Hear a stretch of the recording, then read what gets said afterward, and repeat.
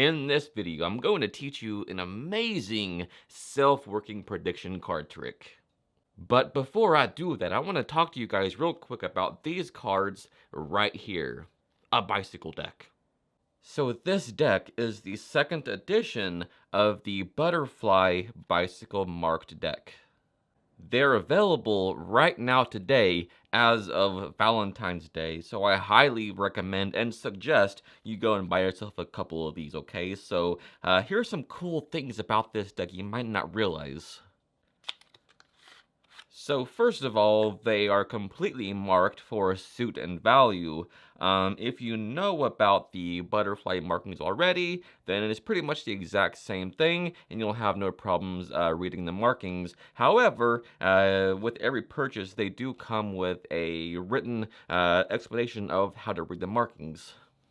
Not only are they marked for suit and value on the back, but it's also a one-way back design. On top of that, they also have one-way faces. This is actually a brand new concept in one-way faces. It's one that Andre came up with, and it's also featured on my brand new Mantis cards. So I'll zoom in really close so that you can see this. Now check this out. If you notice, on the upper part of the card, this little spade pip is slightly larger than the one there on the bottom, which means if you look through the deck, and someone try to find your card, all you do now is look for the smallest pip, and that'll be their card.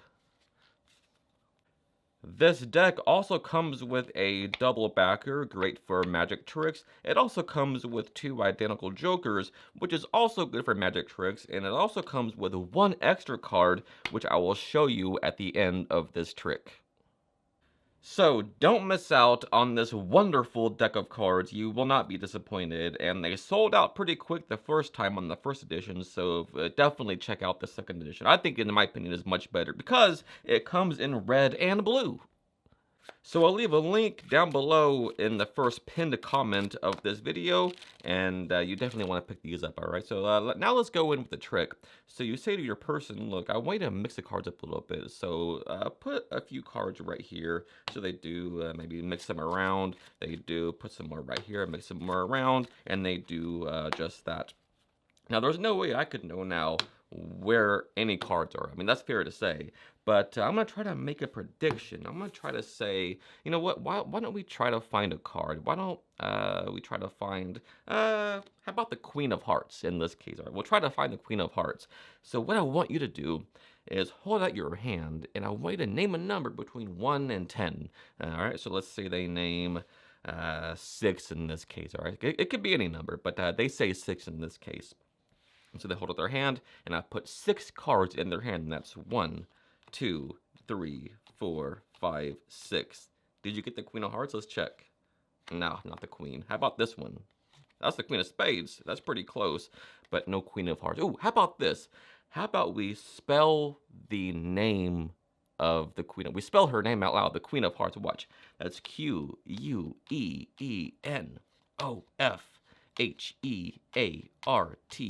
Now you have to admit, that would be pretty incredible if that was the Queen of Hearts after all your shuffling. Let's check it out.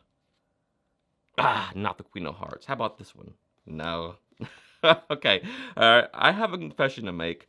The Queen of Hearts is not in this deck. I know that's messed up for me to do, but in reality, I keep the Queen of Hearts in this box right here. She just likes the attention from this trick, okay? So, but what if I told you that this Queen of Hearts is a psychic? Yeah, she's a psychic, because she knew which number you would say, and she has a deck of cards in her pocket. She pulls one card out, and she shows it to you. In this case, look, she's holding the 5 of Spades.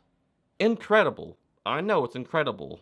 but why is she holding the 5 of Spades? You name any number. What was it, 6? Give me the 6th card from your hand. They do. That's 1, 2, 3, 4, 5, and 6. We look at the card, and she knew all along it's going to be this card, the 5 of Spades. Okay, so what I love about this trick is that this gaff card makes this trick so good, and it makes for such a fun presentation.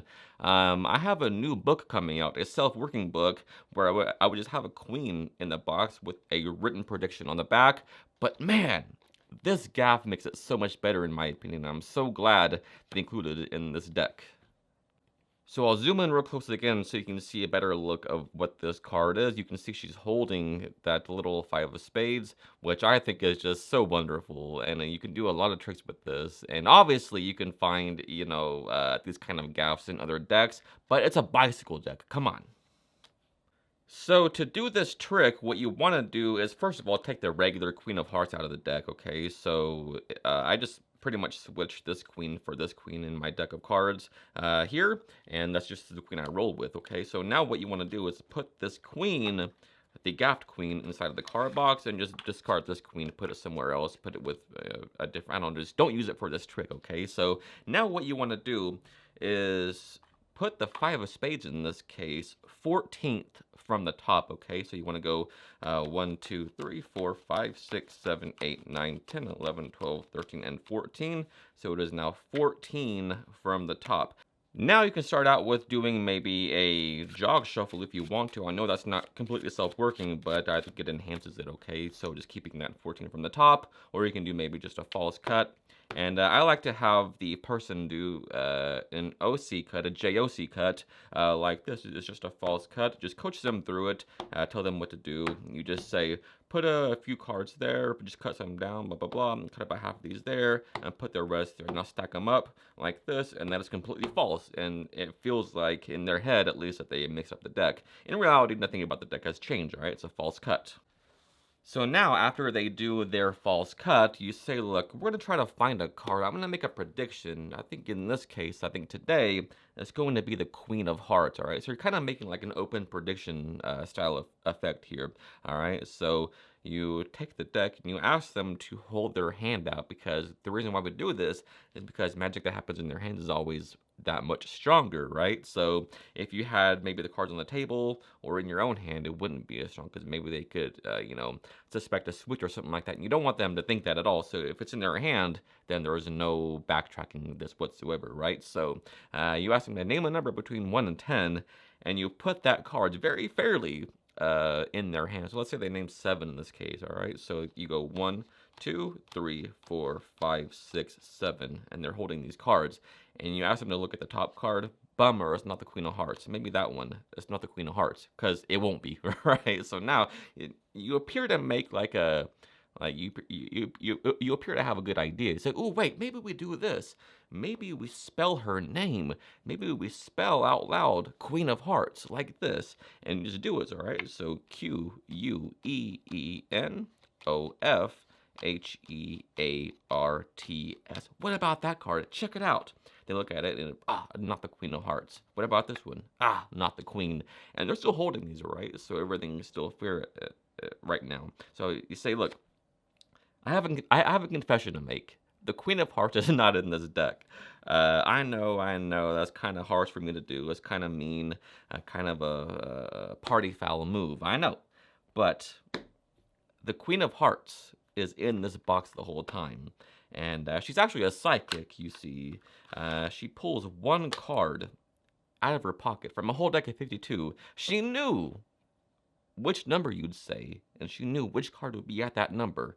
In this case, she's showing us the 5 of spades. You can see that, right? Everybody can see that? The 5 of spades. Look at that. Look how cute that is. Now, you've been holding those cards the whole time. Count down to your number. What was it, 7? Count down 7 cards right here. So they do. That's 1, 2, 3, 4, 5, 6, and 7. And it'll always be the correct card. Wow.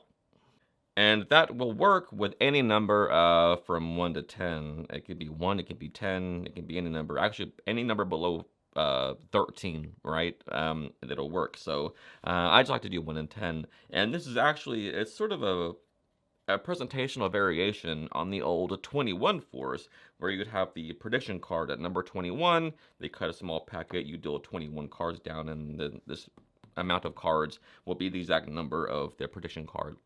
It's the same principle, but doing it this way, the whole procedure and the presentation is spelling the Queen of Hearts and all that, I think it's pretty good. But hey, that's just my opinion. Tell me what you think. A little more about that 21 force. Check this out. So in this case, I have the force card face up, so you can see it at number 21.